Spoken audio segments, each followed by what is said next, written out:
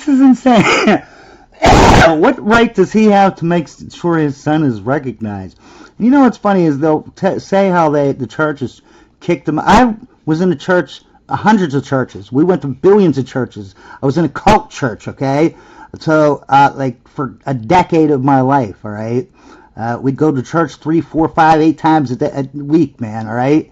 I've been to 100 million churches, all right? There is no church, and keep in mind, there's always exceptions to the rule, but in general, there are no Christian churches that kick people out. They don't give a crap if you're gay or you're whatever. They still, you know, they're not going to tell you you're going to heaven or anything because you're breaking the whatever, you know what I mean? You're breaking the Bible. But they never kick anyone. No one has ever, I've never in my life, and I can't stand Christians. I hate their ideology. No one hates their ideology more than me. It kills me that I have to stand up for these people. But no Christian church that I have ever seen in my entire 60 years of life, I've never heard of it. It's unheard of to do that, okay? Because it goes everything against what these Christian freaks think about, because they want people to come into the church. But no one gets kicked out of the church, all right? You can't be a priest or whatever. You can't be whatever if you're gay or trans or whatever. But you can come and listen to the sermons all day long. Rainbow shoes. You know, I wear my rainbow shoes to church every Sunday. I have a rainbow hat that I wear quite often. They say coming to a reconciling church like Portland First. That takes a lot of balls. Like, how can you do that? I can't imagine, like, going to some church, you know, like, say a Muslim church, and they got this freak roller or whatever, and I just barge into their church disregarding that rule and say, hey, you don't tell me what my rule should be in your church. You know what I mean? Don't tell me what to do in your church. Like, what the heck? And then be offended that they have different, you know, rules than I want to have. Like, what? That is so tyrannical and so supremacist. You know, you got to be a real supremacist to think that you have so much right that you can go into another religious building that isn't your religion and push them around and tell them how to think and how their God thinks and what their God says.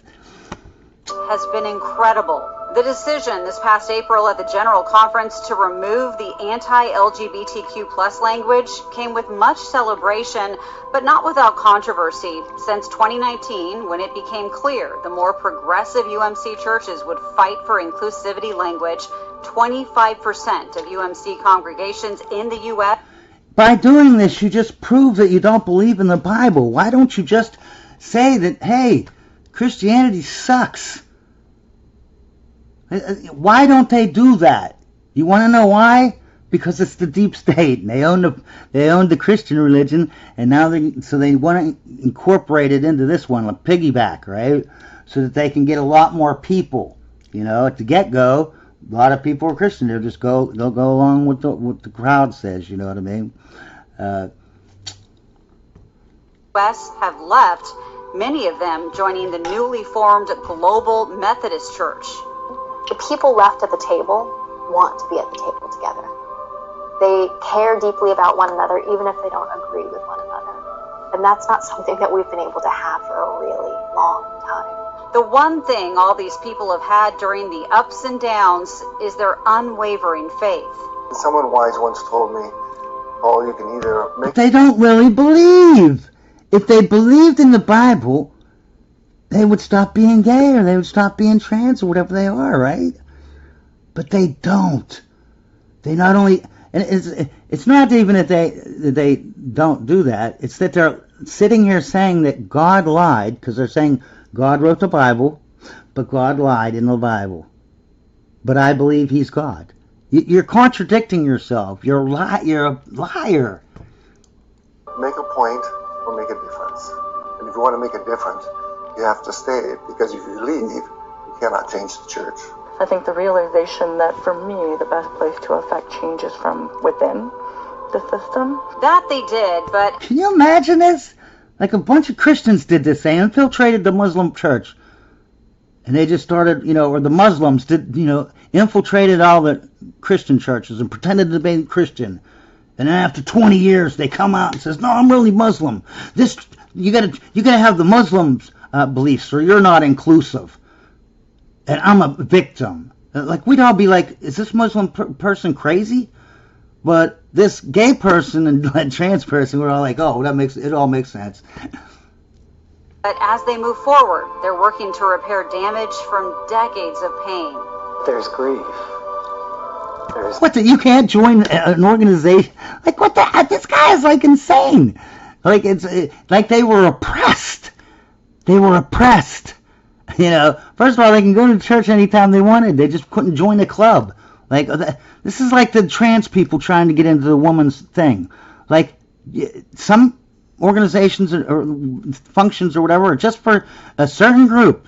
Just because you ain't included every time, you know, to think that you have the right that nobody else has, which is to just go into every organization and just be accepted. No one has that right. There's the people that have died, never seeing this day. There's people whose lives were ruined and devastated that can't recover. So it's a mixed thing. They were devastated. What, because they couldn't join this club? The Christian club? Really? So they were devastated, huh? Okay. It's great news, and moving forward, I hope it's just wonderful. And Reverend David Weekley has written 2 books that cover both his transition journey and also being a transgender person. So that's what it's all about. It's about the money, okay? It's like, come on now. The Church of England is now woke, or however Fox News would want to talk about it. And this because the Church is considering using gender-neutral terms for God, which as it turns out is actually more consistent with its long-held belief that God is neither male nor female. And some priests have already changed prayers to switch he to God or they, and have started the Lord's Prayer to our Father and Mother. Though this isn't even the biggest progressive step the Church of England has recently taken, because it just voted to allow blessings of same-sex couples. Though notably, the Church isn't fully changing its position on gay marriage. They still can't marry in the Church, they can just receive God's blessing after a civil marriage or partnership. And clergy members can opt out of using the prayers. But many still see this as a moment of hope for progress for the Church's future.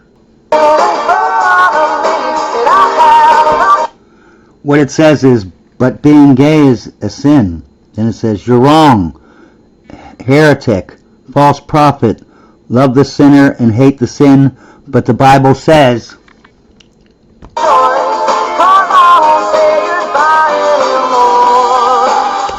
You can keep those comments to yourself. No hate here.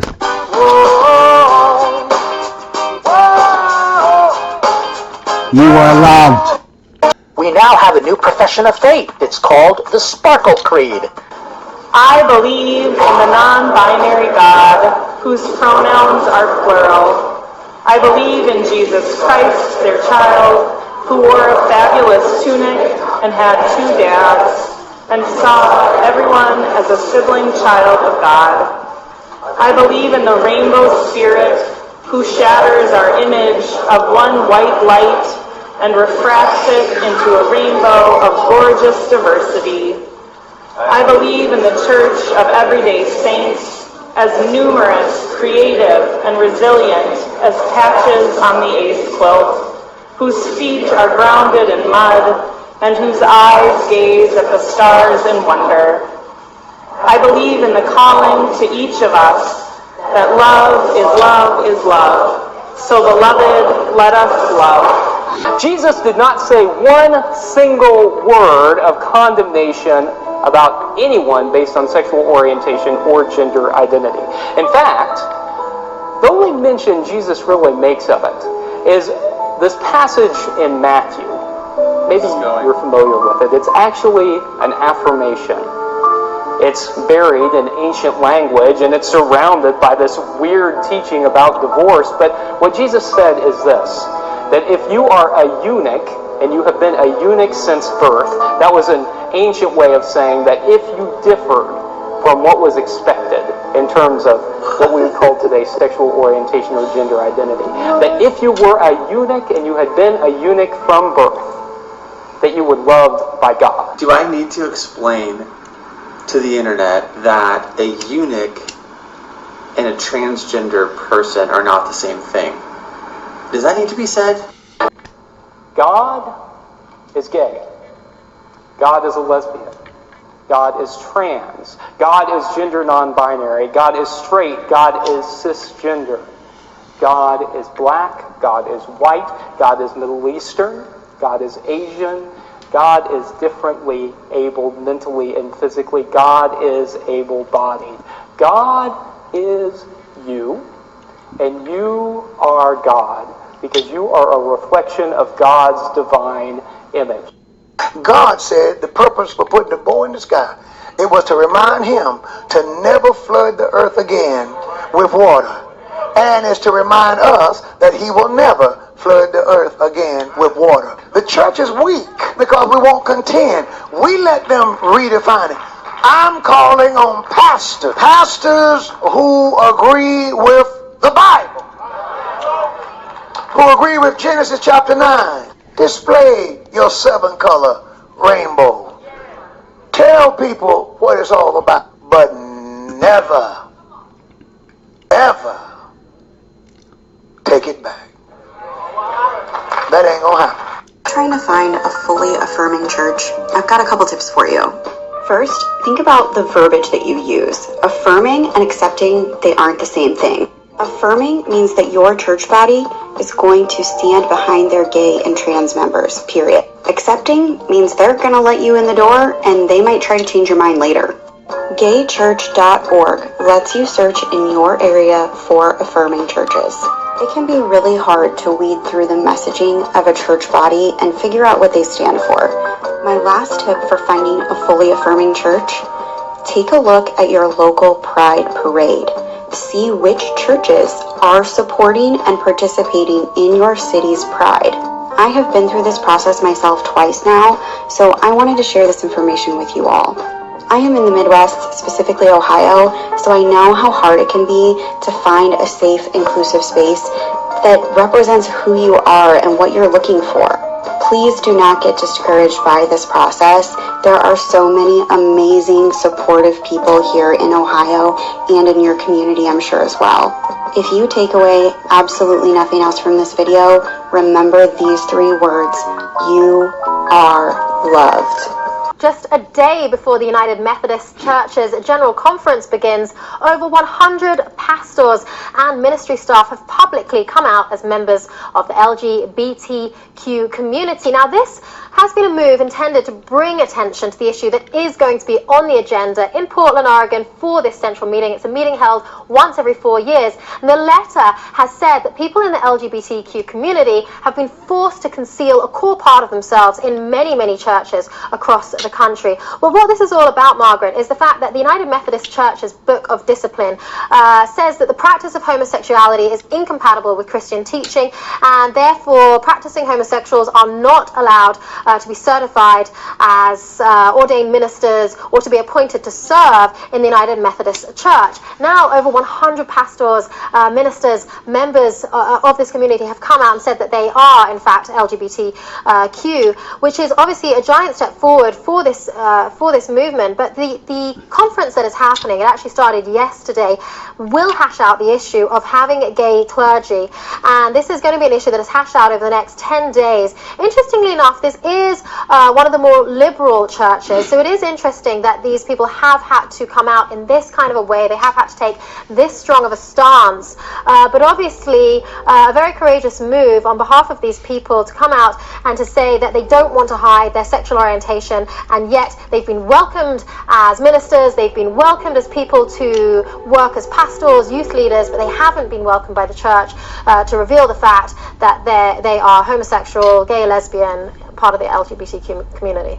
The Methodist religion here in the United States, it's among the most conservative of ideologies when it comes to things like drinking, gambling, even working on Sundays. So it would make sense that this doctrine that says that homosexuality is seen as sexually immoral would still be enforced in their teachings. Now, we're talking about people that they typically alienate. They're forced to conceal their own sexuality. They can't speak out in a pulpit against homosexuality being seen as immoral. And the fact that these 100 people have done this, Joe, it really tells you the direction that the church doctrine is going, that it could possibly change. And we're talking about a very, very conservative sect of the religious community here in the States. And there are many people now trying to overturn the church's book of discipline, these kind of rules. There are two Methodist preachers